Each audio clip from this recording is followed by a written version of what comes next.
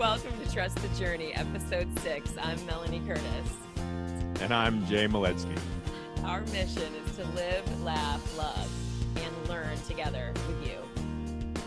We're here to create conscious connections, to grow and contribute through our practice of openness, honesty, vulnerability, humility, and trust, trusting the entire journey. In this episode, we're talking about performance. We're talking more about vulnerability and looking at self-expression in front of a live audience. It sounds kind of like a niche topic, but it's a good look at this stuff. As always, if you get value from the show, please share whenever and however you are inspired to do so. Thank you so much for being with us, everyone. Here we go, Episode 6. Nice to see you. Yeah, good to see you. Morning. I'm excited about this topic today. I think it's timely and cool and interesting and comforting, which is kind of a funny intro for people watching, like, what are they going to talk about? Comforting is not what I would have expected you to say, but that's awesome. I'm excited to hear what you're going to say about it. Yeah, the reason I say that, so I mean, talking about the idea of starting and talking about performance and vulnerability and being in front of a live audience, like that's an interesting scenario. I don't think everybody experiences that. It's the reason I say comforting is because I've been recently learning about storytelling, really interested in it, loving it from a perspective of contribution and comedy and just like self-expression, all values I hold dear. And so anyway, I went to this storytelling event last night, and the people on the stage, it's comforting when you see how completely weird and everybody is. I feel like the comfort comes and be like, oh yeah, cool.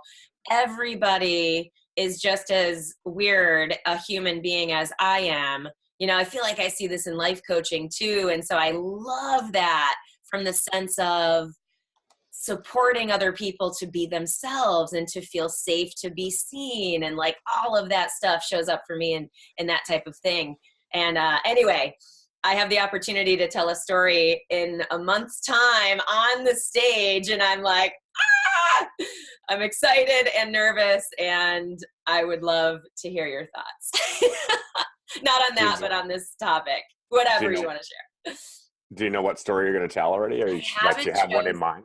No, I haven't chosen yet because I just literally got the invite last night, and so the premise or the theme of the thing is finding love, and my story is meant to be directed at love of self. So it definitely, I'm not sure. I have one. I'm thinking about it and stuff like that. I'm genuinely excited. Like, you know, the difference between fear and excitement. Yeah. Like I have that like positive anticipation about it, where I'm like, the community is very supportive. Like, even if I'm up there and I kind of am nervous or stink it up or whatever, like I know that I'll still be received well. So I'm not really that afraid. I'm more excited. Very nice. Yeah. I mean, I think what we're talking about, the putting yourself on stage type of piece, right? Like that's the underlying statement, is being willing to stand up in front of an audience of any kind and put yourself, you know, out there to be judged, to be viewed, to be laughed at, to be listened to you know, bear some of your inner weirdness, you know, to an audience, right? And to let yourself be, you know, okay with that happening, like to to be vulnerable, right? Like that's what it is. You're exposing yourself to your own vulnerability of being put on that stage. And I know this is something that for me, I think where it first came in my life as a regularity, as something that I started to choose to do was in the competition environment, you know, where okay, I'm going to step up and I'm going to allow this group of judges, literally judges, people that are going to Right. say you are going to be judged on your performance, Right. to have their voice be the one that decides about whether you did good or whether you did poorly. And they're very black and white about it. They don't really have an opinion per se. It's more that they follow a given set of rules, and they decide if you met the what the rules objectives are.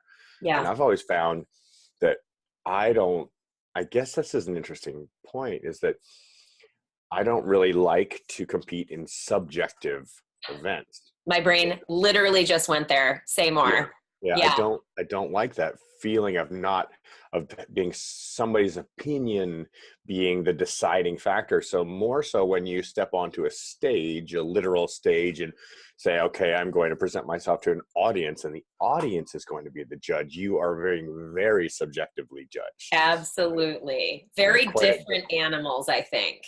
Entirely, yeah. Where the competitive arena is, the judge really doesn't get to interject their opinion. They really just look at what the rules define as whether you perform the performance criteria that's Right. involved. Yeah, very interesting. Yeah, I always had the same feeling in skydiving. I was like, four-way, because it's, you score points, you do it right or not, which I think is oddly, it's like protects us from that even scarier subjective judgment. Like, that's what I'm excited about in terms of when you, like, even doing this, like, this is totally on a stage for people who take in and consume this content and enjoy or decide to listen to our conversations and aim to get some value, or for whatever reasons they take it in.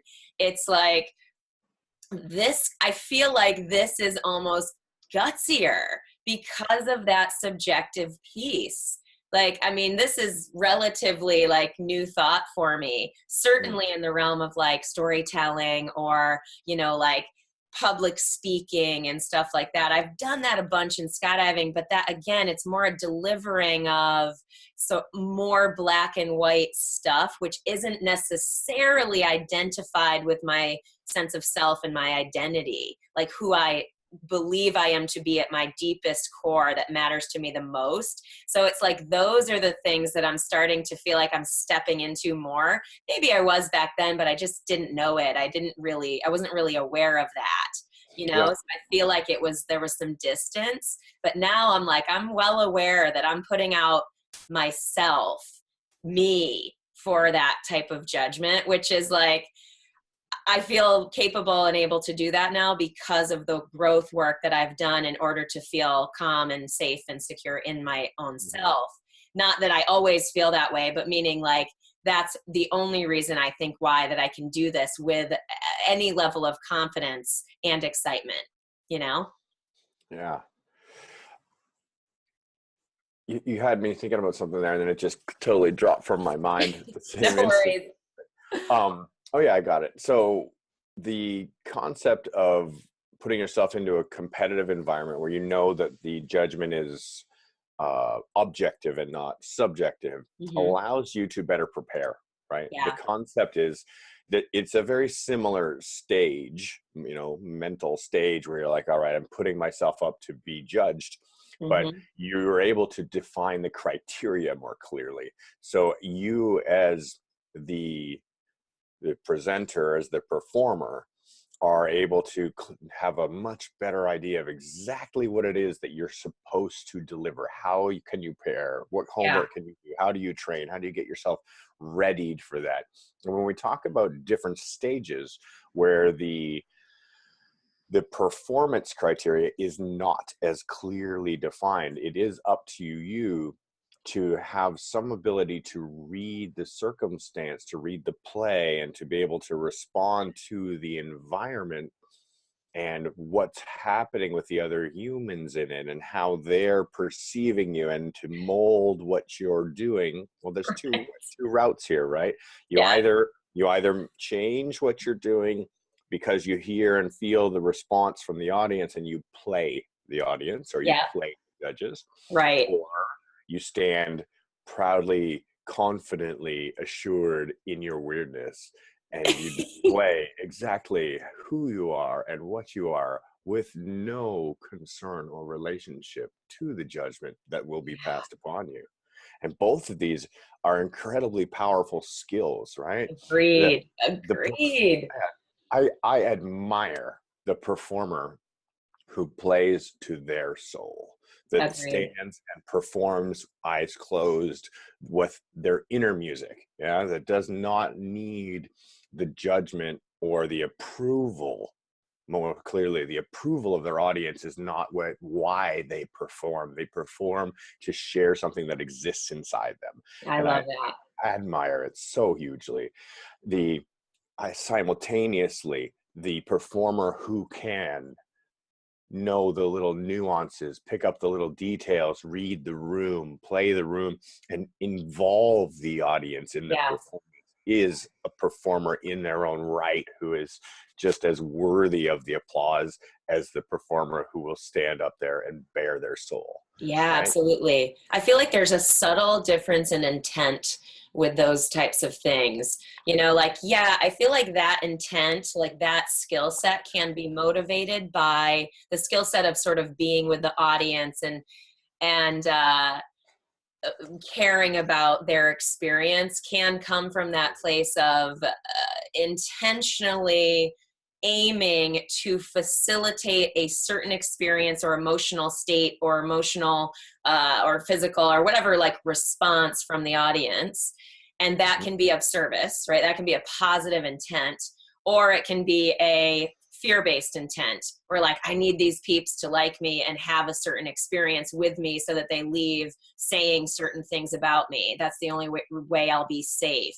Like that fear, underlying fear driving thought around wanting people to like us and approve of our performance in any scenario, you know. And then there's the person who could also, that's the thing, like the intent of getting up there and going, I'm going to just be myself no matter what. Oddly, I feel like that can also be driven by fear sometimes. You know, like I agree with you. I tend to agree with you that I almost always really appreciate and admire the people that go and really courageously aim to share themselves. You know what I mean? Even if it's driven by fear, I feel like it's a noble pursuit to try to bust through that fear that tends to block us when we are about to really share ourselves and try to let go of that fear of judgment. You know what I mean? Like, I don't know if Yeah. you've felt that, but like that I feel like is a kind of crux piece of public speaking, how people really don't like to public speak. And I think part of it is figuring out how to do both, you know, and release the fear while feeling the fear at the same time. I don't know if that makes sense. It's interesting. You're touching right on topics I've been chewing on a lot mentally, personally lately, and working through some conceptual ideas. I work in two areas in where I'm in front of an audience. The one is currently coaching, right? I sit in front of either individual and coach on a one-on-one or a group environment of about 15 people at maximum in most of the scenarios. So on average, 1-to-1 to 8 people at a time. And these groups I'm very well prepared. I have a lifetime of experience. I know exactly what my topics of conversation are going to be. I'm expert in the field. I feel very at ease arriving to the scene with little to no preparedness, except for my lifetime of preparedness. Agreed. Then there's the same situation where I may be addressing a group of my peers or other people in the industry, and I again can stand strongly on my experience, but I may be talking about a subject that isn't so contextually contrived already, where we're discussing something, we're trying to develop or work through the understanding and, you know, the progress and development of a concept, an idea, a project, a product, whatever it may be. And that's a very different space, right? Where it's contextually isn't so, you know, pre-formulated Right. with how the policy answers are going to fall in line, or what the drivers for those answers and decisions are going to be. You may Right. have to come to an agreement upon them in those discussions. So those are slightly different. And when the other area where I'm performing in front of an audience is musically. Right. I'm setting up to perform, to share a very emotional experience, right? The idea of a musical performance is that to me, the art of music is to invoke an emotional response, right? If music Awesome. is performed well, it engages the emotional being and it brings that emotional being to the forefront, and Mm-hmm. people experience emotion at a level that it's very interesting. As I talk to my very talented musical friends, they say, yeah, but any emotional response is an emotional response. And as a conscious musician, I want to choose the type of emotional range that I want to engage. Makes You sense. you could say that, death metal engages an emotional response. It certainly does, Yeah. or some very violent types of music engage an emotional response, whereas some very uplifting and loving, beautiful types of music can engage another. Or gospel might engage one, where gangster rap might engage another. Yeah. These are very particular types of emotional engagements. And being more and more and more aware of these, how they present, where you're picking up this, what part of you're exposing as the performer to the audience. You can limit that Yeah. to a very pre-prepared type of performance, which may Mm-hmm. be thoughtful about all those spectrums and Yeah. quite consciously control what areas we're going to get into. So if I was going to get up and play an acoustic guitar and sing to you, you Yep. have an idea of kind of immediately it boxes in a certain type of range. And you would kind of expect, as soon as you see the performer, that you have an idea of Right. what's going to happen there. But if they suddenly jumped outside of that and started to perform in a way that you weren't expecting for that typical kind of scene, it might knock you off you're kind of, oh, you've already preconceived this spot that I'm going to be in for this performance. They're going to sing folk music, they're Yeah. going to be jamming away, maybe loose country rock or something. And Yeah. if they started to do something like classical interpretation of techno music through an acoustic guitar, you'd just be like, whoa, right? You'd be Right. super surprised by that performance. And so I think this is what for me, where it's falling lately, is into these two buckets of this kind of states of duality, which is a very well prepared piece, which is like a symphonic, Yeah. in a lot of ways. A symphony sits for hours and hours, day after day, week after week, month after month, getting each and every transition and movement through the orchestra Yeah. just perfectly composed, so that the audience can just be there for this cinematic, cosmic depth of musical experience, which is just beautiful, Love it. right? Yeah. Incredible.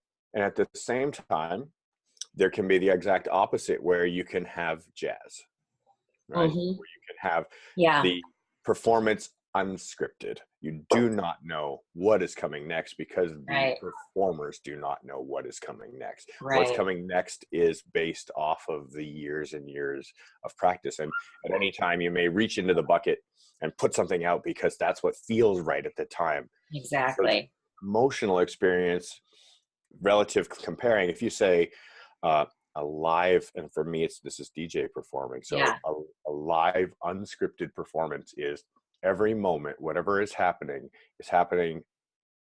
as a new experience for myself, when I don't know what's coming next because I'm contriving it right here on the scene, Yeah. versus this symphony, well prepared, well scripted, well thought out emotional journey that we're going to share together, because I've spent them time, maybe months, preparing that Yeah. journey for the audience. And the So cool.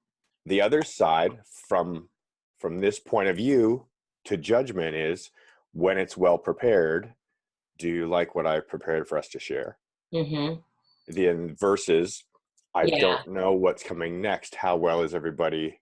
Is Yeah. everybody enjoying the experience or the Mhm. ride as much as I am enjoying the not know what's coming next ride?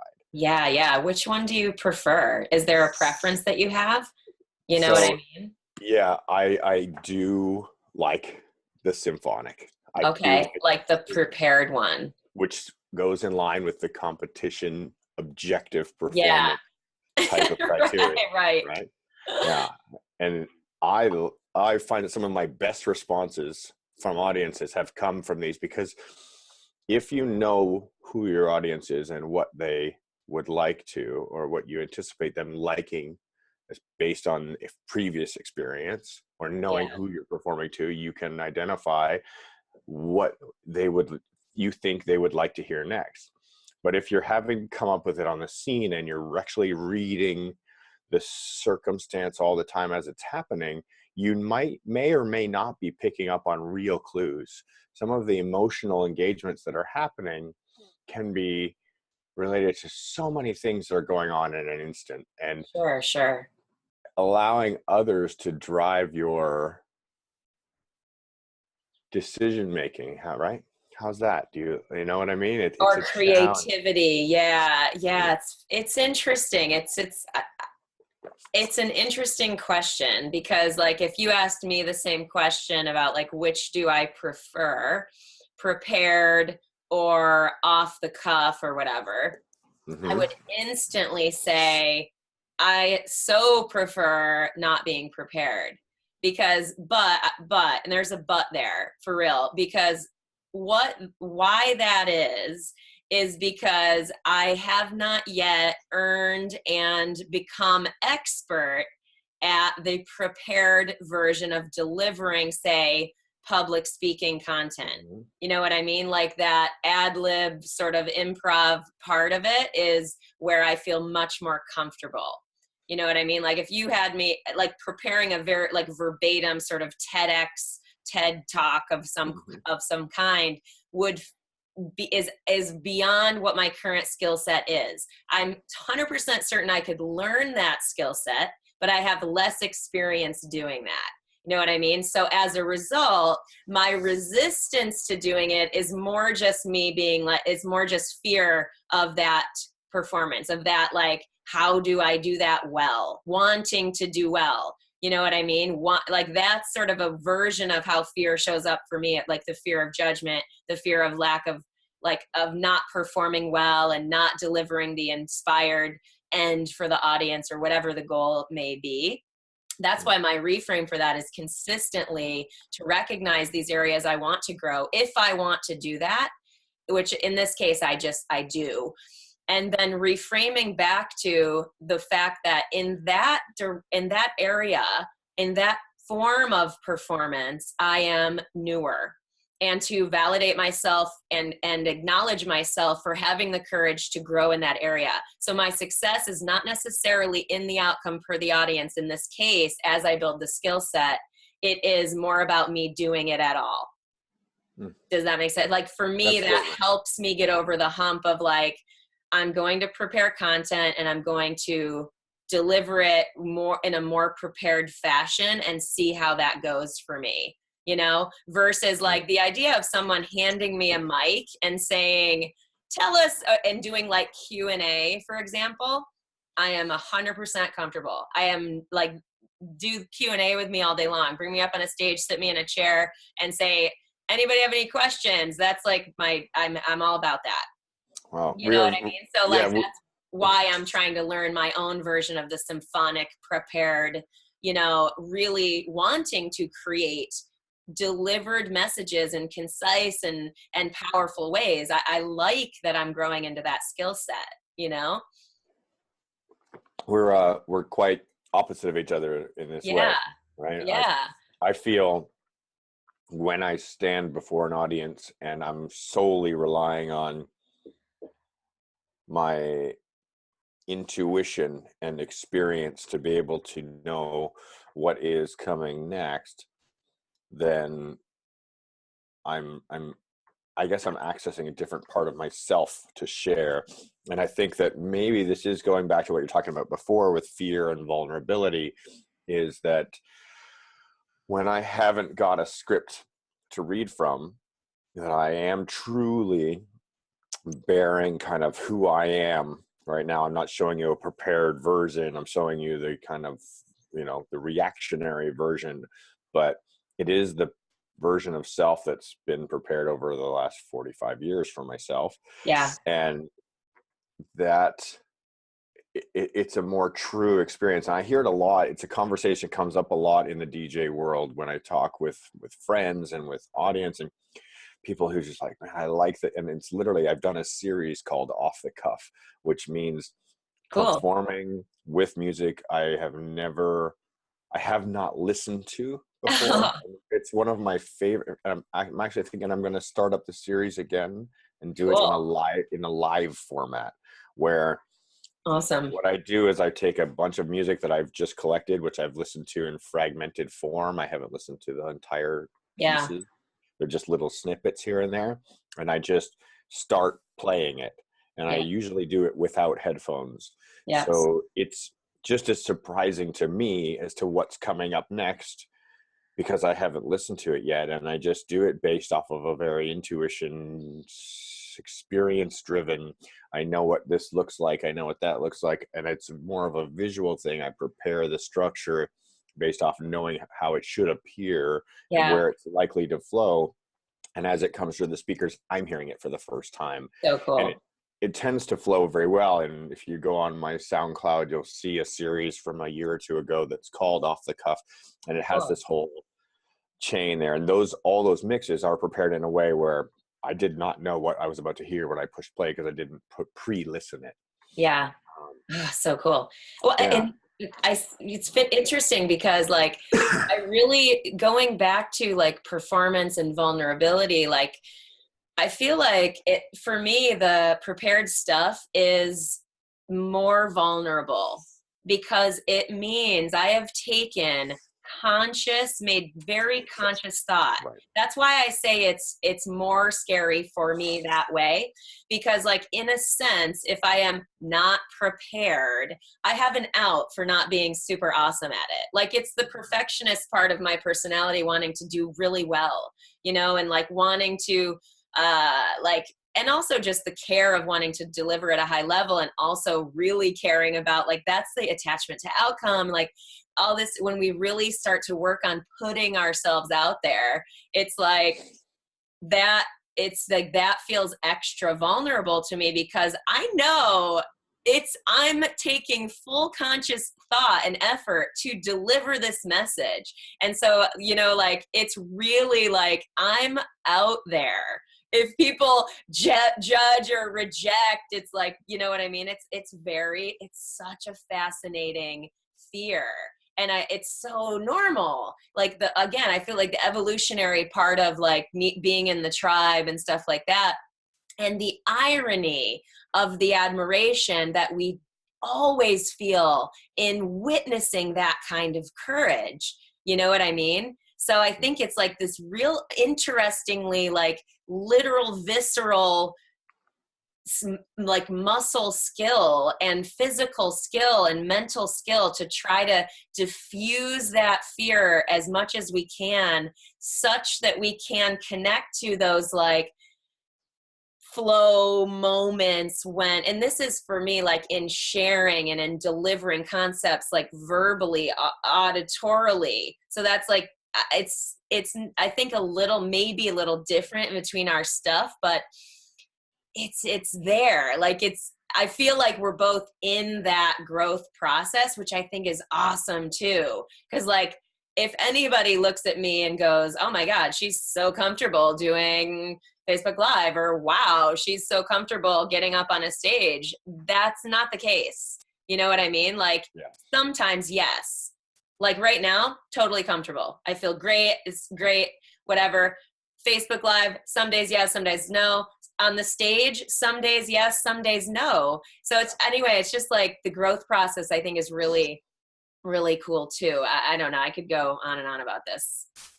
I just finished a week-long coaching event with some students and peers as well. And one of the things that I always mention is that how we perform is not the defining factor of who we are as a human, right? Agreed. And so we oftentimes, when in a performance criteria, whether if we're the student and we have a coach and we're being, we're asking that coach to help us to walk through a process we're trying to improve, and we fail to meet the criteria that we've created for ourselves, we judge ourselves and we say, oh, damn it, I suck. I hear so many people, oh man, I suck at this. I suck at this. Oh, And I'm like, actually, you just haven't learned it yet, yeah. and the concept of focusing on the negative is such a powerful thing, and it can easily become a huge piece of how we measure ourselves as a whole. Yeah. And one of my jobs that I do as a coach is get people to balance their self-judgment, to Right. take a piece of what they do and say, yep, I have yet to achieve this goal. I'm okay with that. I'm currently working on getting better at this. I am currently consistently performing this goal. This is a strength. It's something that I rely upon.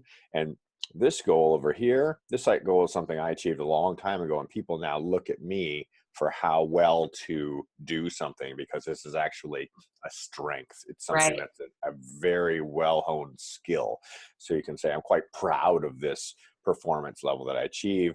This is something I'm developed, and then this is something that is yet to develop. So we have our Yeah. positive, neutral, and negative. And again, it comes back to the concept of duality, right? Of polarity, of everything always having both sides that we can Yeah. view it from and observe from different vantage Agreed. points. It's also like the deciding which things we want to pursue. Like I talk about how much I love comedy so much. Like I'm all about just, it's one of my favorite things to learn about and experience and witness and participate in the ways I like to. So for example, I took a stand-up comedy class. Have I told you this yet before? Yeah, I watched one of your Facebook lives about it. Okay, so very long story short, I took a stand-up comedy class because I love comedy so much, and I've never done it. And it's pretty clear to me, as in very clear to me, as in clear to me, that I don't want to like really learn and do the work to learn the skill to become a stand-up comedian. Like that is not, as much as I love comedy, it's not what, I don't have that as a goal. Like I do not desire to go to the clubs and perform at open mics and really do what it takes to get good as a stand-up comedian. I have rigorous respect and admiration for them and how they develop that skill set. And I'm still going to love it and take it in all the time. But I know that in terms of performance and stuff, like that's not something I'm really interested in. Whereas we look at the storytelling and I go, that's more in line with my values. I'm more inspired by that because there's this piece of humor, because we as humans are fucking hilarious. The universe is hilarious. Absolutely. Like there's so much comedy in life all around us in our stories.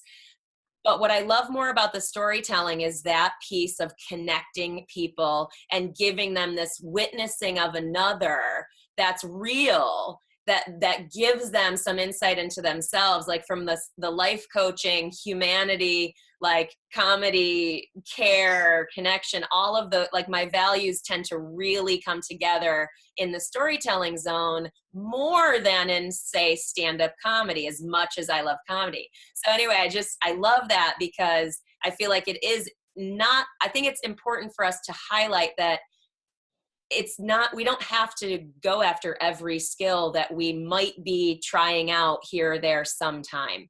Like if you find yourself, you know what, symphonic music is how I just want to roll, and you go full on into that style, then great.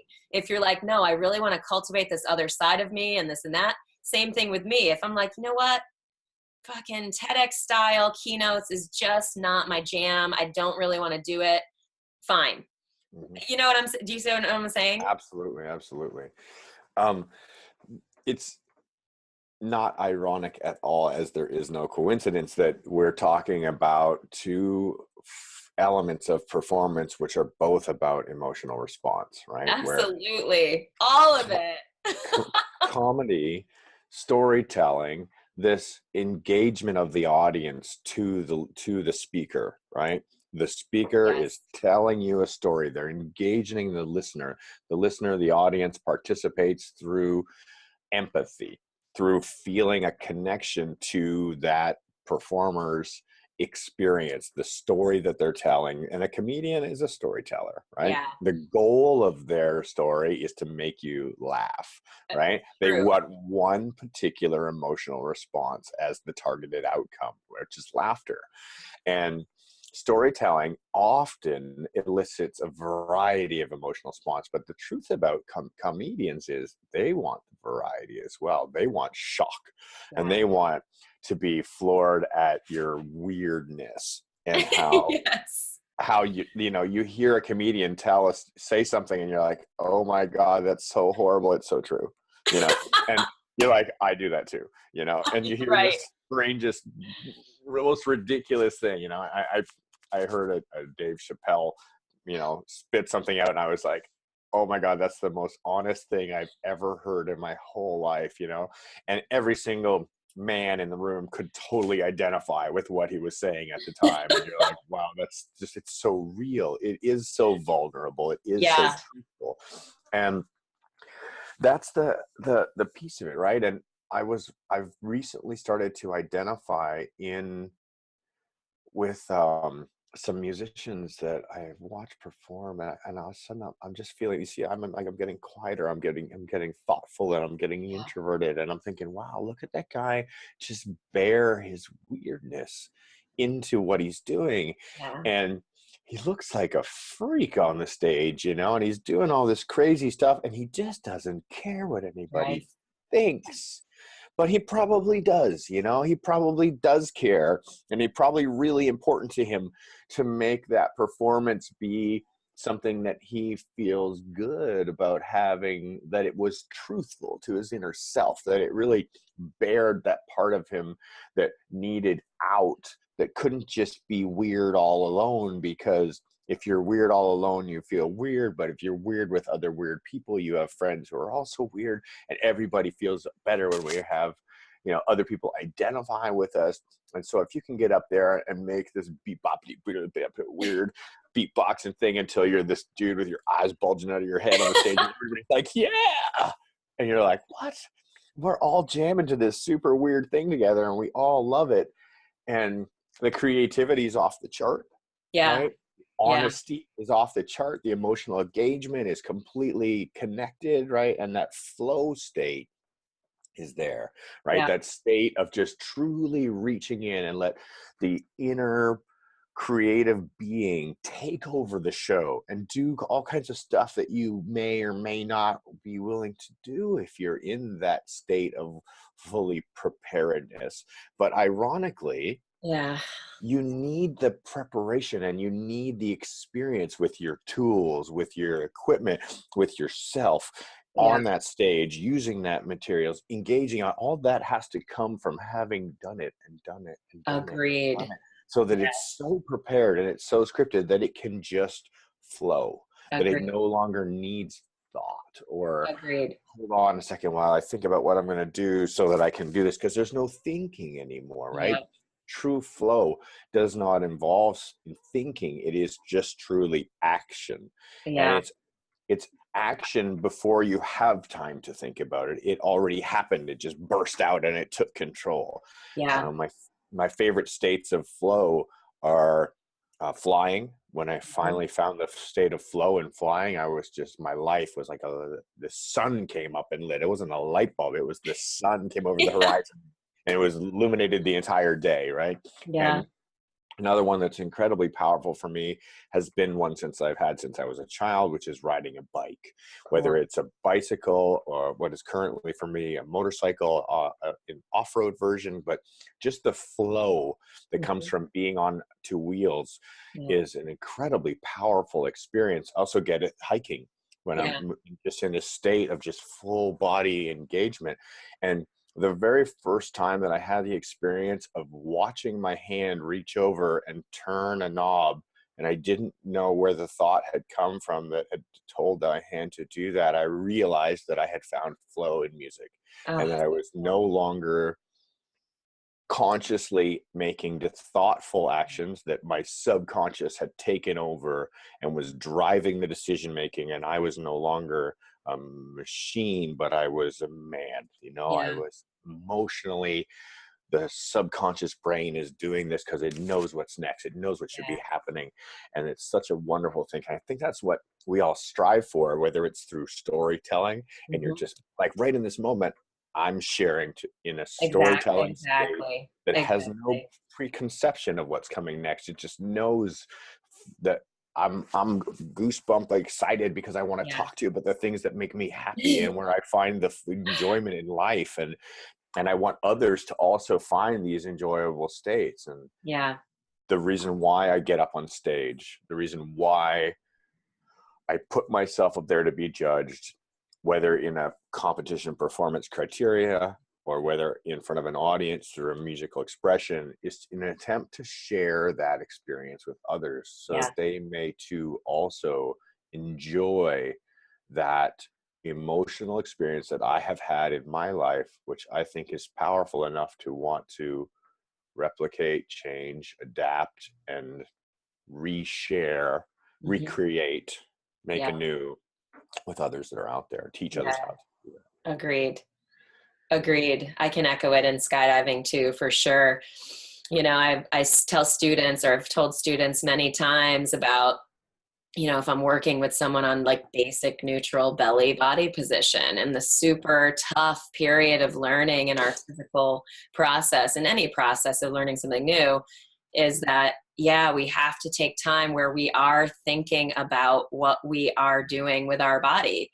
And that's tough because it's theoretically easier when we aren't thinking. Like we've all seen that, where we're like, when we're not thinking, oh, but that's the interesting part of like in a growing into a skill set, is that yes, you're spot on that not thinking is better, or like theoretically we perform better when we are Mm. not thinking. But if we don't make the effort to prepare, Yeah, again, the duality in this is yeah, so yeah. present all over the place.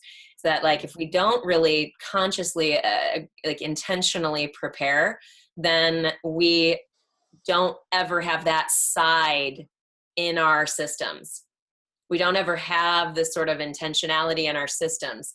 You know what I mean? So the skydiving is just a really good example. Like if you just say, I'm just going to go in and I'm not going to think, and I'm going to learn to fly, belly flying or whatever, just as an example.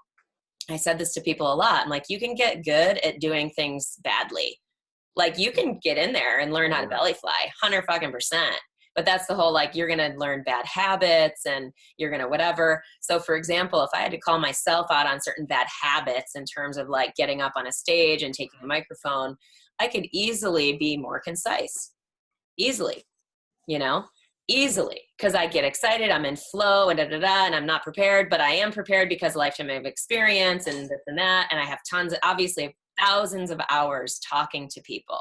You know what I mean? So like I do have a lot of preparation in terms of reflecting back to people and concisely delivering material to clients and stuff like that.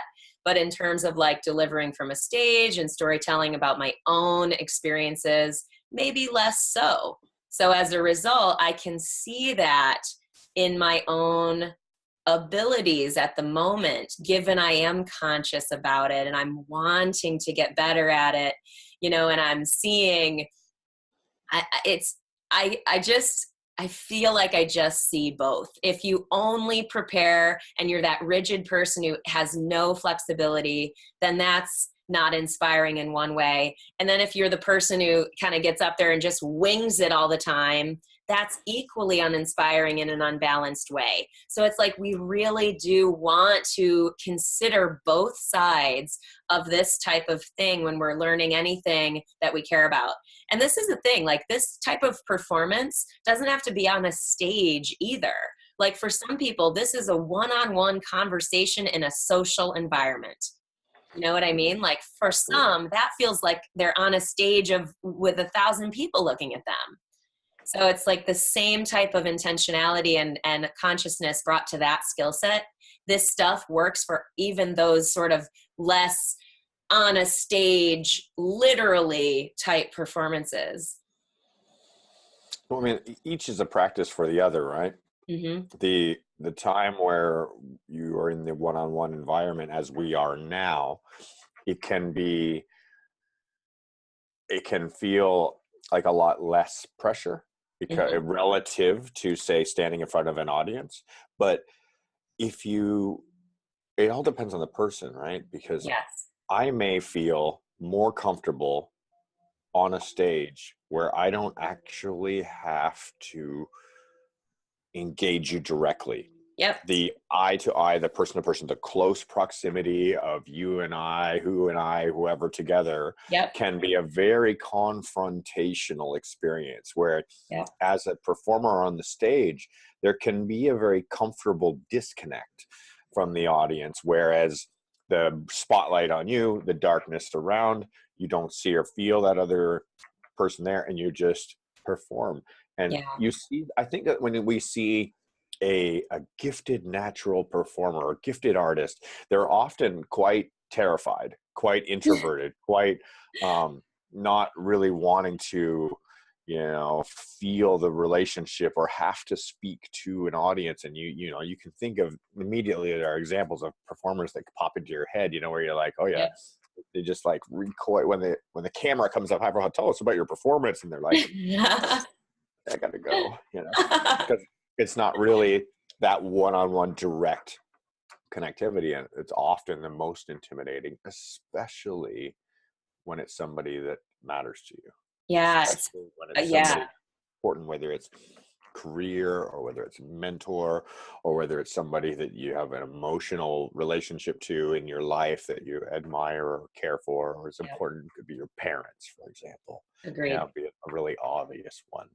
Wanting to live up to an expectation of somebody that's that important to you, and having the challenge of trying to meet a mark that you've set for yourself, which may or may not even be achievable, and it's such a powerful thing unto itself.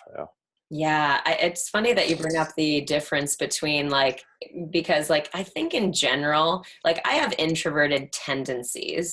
I need time to recover, but overall I would call myself extroverted, I think. And again, I sort of go, I think, and do this because it's who knows, labels, whatever. But if I think about it, I love it, in thinking about what things I find flow in. It's I feel like half the time when I find flow, it could be in a social setting. When I am talking and bantering with friends or whatever, connecting, having conversations like that is an area where I feel like I can find flow with even in the face of others, because I feel like I'm maybe wired that way, or that's my extroversion supporting me into that and really loving that, comparatively to the more introverted people who don't love that, that's where they fear or feel maybe more of that sort of blocking energy come up. Because obviously I feel that blocking energy in areas of my life and efforts. And just interesting to note the difference there, where I would feel flow in a one-on-one conversation or a social setting like that conversationally, versus less flow when I feel like I'm up on the stage more disconnected. Would you agree that the emotional feeling of comfort and ease comes along with a presence and kind of a conscious awareness that the topic that's being discussed and the intention towards the topic at this that's on the table, if it is mutually agreed upon, if there is that we are both looking to share and engage around a concept or an idea where we're both learning, Mm-hmm. that there's an equality that exists that puts that ease in place, you know? Yep. So when I find myself in a room of students and the students are engaged and they're thinking and they're developing and they're helping me to learn and creating new concepts, and they're saying, oh, what if you looked at it this way? Would this be true, or would this be? Then I find that we get an equal plane and we're able to see each other eye to eye. And I'm very comfortable to be wrong. I'm very Yep. comfortable to explore an uncharted road that we may not have thought about or delved that far down into, and open to being just there and present and now, and really in that flow with that individual or group. Yep. But when it is changed like this and Yep. you're on either side of the scenario, and either you're the person sharing all the information and the other side is all listening and all sponge, that can't offer anything to the conversation, or it's the other way around, Yep. and you are feeling little and small because you do not know what to talk about and you're out of your element and Right. you're in an environment where everything that's being discussed is over your head. Right. Then you also feel this inequality, and that directness doesn't have that ease of being. So I feel Yeah. that this is, No, that's a super fascinating point. I mean, we can wrap on this and continue maybe with this next time, so going further into this idea. But how I find ease in those scenarios, and it's not that I always find it, I'm not here to propose in any way that I feel perfectly at ease all the time in every conversation. I do not. But just to say, like, what serves me is is resting in my own feeling of capability in a conversation. But where I feel capable is that I'm genuinely curious. Like you said, I'm able to be wrong because I care about learning. I'm like, I do not ever want to be the person who's like, I know everything and let me tell you what I know, and I'm not interested in hearing what you have to say. That's just not how I want to roll ever. And so the curiosity piece and that humility that we bring to those conversations, no matter what role we're in, I think really serves and allows that leveling to occur often. You know, even if it depends certainly on the other person or the other side or the other people engaged, you know, it depends on who and what they're bringing, the kind of energy and the kind of aggression or not, or stance or not, or openness or not, you know, like so that would depend obviously. But for me, theoretically, I feel like I can meet anything because I am comfortable in how I want to show up in engagements with others. yeah.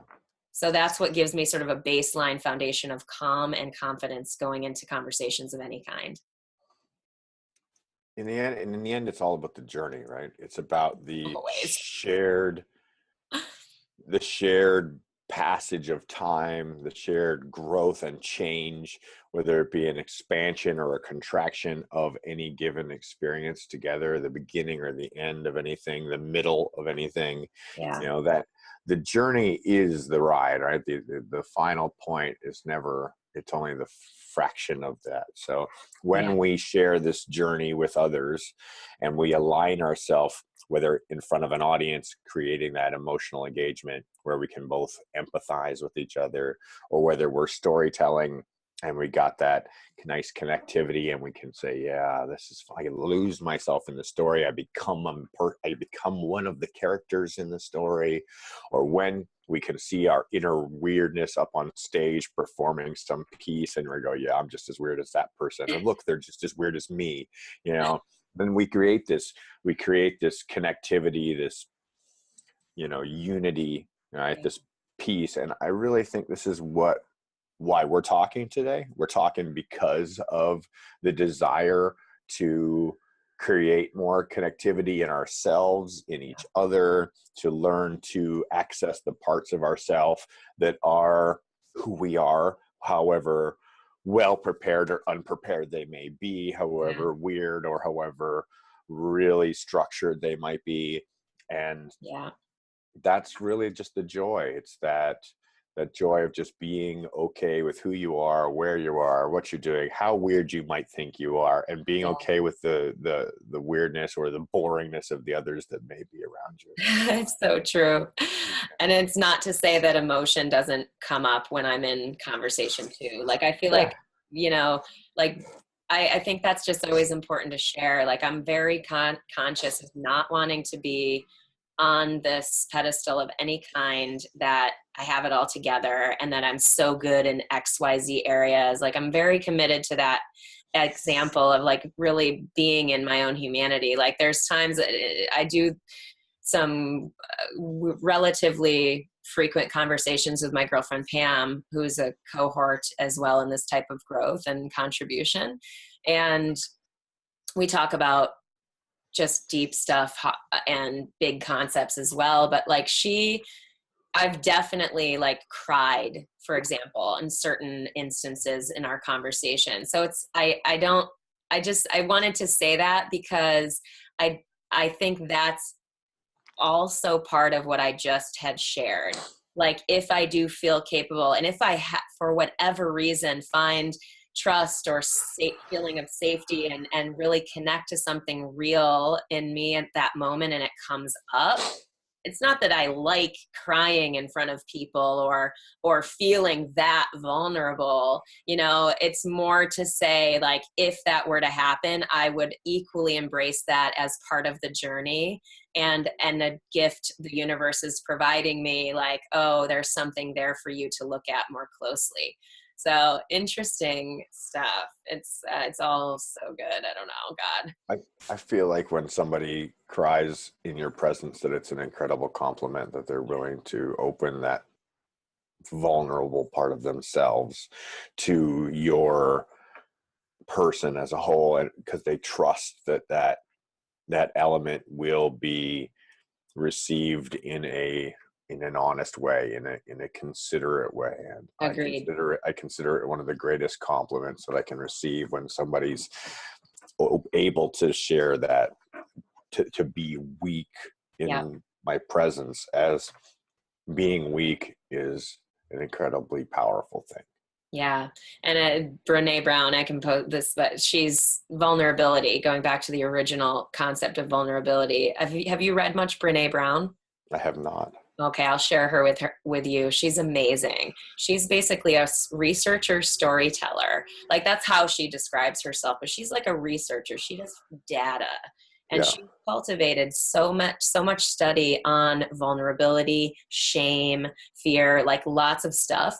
And how vulnerability, like expression of vulnerable emotions, is strength. Like it looks like weakness, but really it's like the strongest thing we could possibly do and not to say like we all just want to go out and cry in all these weird areas and just in inappropriate times. It's not that, but it's about like when we have the environments and the experiences to explore those emotions, like you said, when we find someone we trust that has earned our trust to explore and open up at that level of vulnerability, there's a lot of courage in that experience. I think some of the greatest musical pieces immediately pop into my mind when you say that. I think about some of the Pink Floyd albums where they took being cool and made it okay to just be broken, and to be people that have identified that. And I think about Radiohead Creep. It's just like, I'm a creep, I'm a weirdo, I'm so off, and everybody's just like, oh my God, I get it, And I totally feel that way too. And that vulnerability is incredibly powerful, and we can strive for more of that in our lives and look for the opportunities to be honest. And really, that's where it comes from, right? Vulnerability is the saying, look, this is not me pushing something upon you, but more me opening and saying, look, this is me, good, bad, ugly, beautiful, in whatever state it may be, and judge me if you will. Hopefully you won't. Right. And just also be vulnerable, and we can share that together, and now we're free.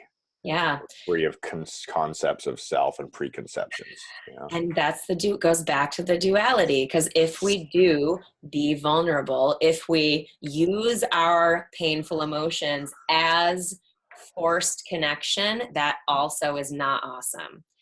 So there's that side of the coin. Like, just because you're being vulnerable does not mean it is pure. Yeah. So interesting, much more to talk about, but I love Great it. Conversations. Yeah, very nice. Again, this is why we have multiple sessions.